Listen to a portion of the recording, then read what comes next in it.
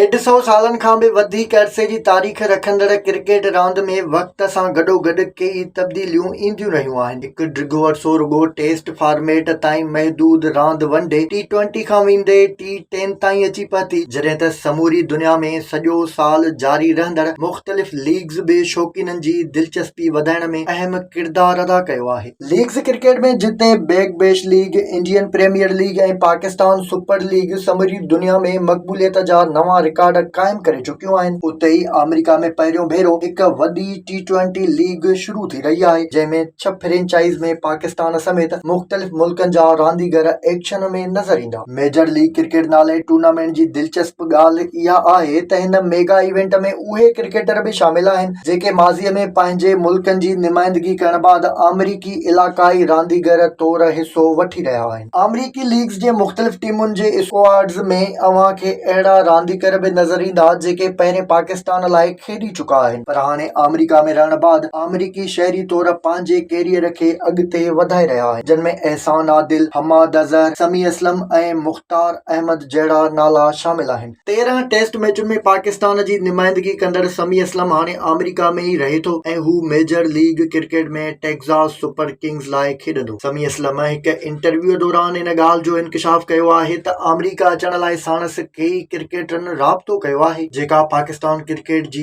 नाकामी आहे। हुन चयो त अमेरिका में क्रिकेटर खे हिकु टूर्नामेंट खेॾण जा एतिरा पैसा मिलंदा आहिनि जेतिरा हू 4 ॾींहनि वारी मैचुनि जे 3 खां 5 महीननि ताईं जारी रहंदड़ सीज़न में नाहे कमाए सघंदो। समी असलम शिकायत कंदे चयो त अमेरिका अचण जो को इरादो न हो, पर जॾहिं इंग्लैंड ऐं न्यूज़ीलैंड ख़िलाफ़ सीरीज़ में नज़रअंदाज कयो वियो त मायूस थी मुल्क छॾण जो फ़ैसिलो कयो। पाकिस्तानी क्रिकेटरनि खां सवाइ MLC में भारतीय अंडर-19 टीम जा 2 अॻूणा क्रिकेटर हरमीत सिंह ऐं अनकमत चंद ऐं न्यूज़ीलैंड जो अॻूणो ऑल राउंडर कोरे एंडरसन बि एक्शन में नज़र ईंदा। अमेरिका में क्रिकेट जे वधंदड़ मक़बूलियत खे ॾिसंदे कई रांदीगर पंहिंजे मुल्कनि में मुनासिब मौक़ियो न मिलण ते हिते खेॾण खे तरजीह ॾेई रहिया आहिनि, जंहिं बाद अमेरिकी क्रिकेट इंतज़ामिया बि हलंदड़ साल MLC टूर्नामेंट कराइण जो ऐलान कयो, जंहिंजो पहिरियों सीज़न अॼु खां शुरू थी रहियो आहे। हिन लीग जी ख़ासि ॻाल्हि इहा आहे त इवेंट में शामिल 6 टीमुनि मां 4 टीमुनि जा मालिक उहे आहिनि जन जूं IPL में बि टीमूं ख़रीद कयल आहिनि। MLC में शादाब खान, हारिस रऊफ़ ऐं अमाद वसीम जहिड़ा पाकिस्तानी सुपर स्टार क्रिकेटर बि हिसो वठी रहिया आहिनि।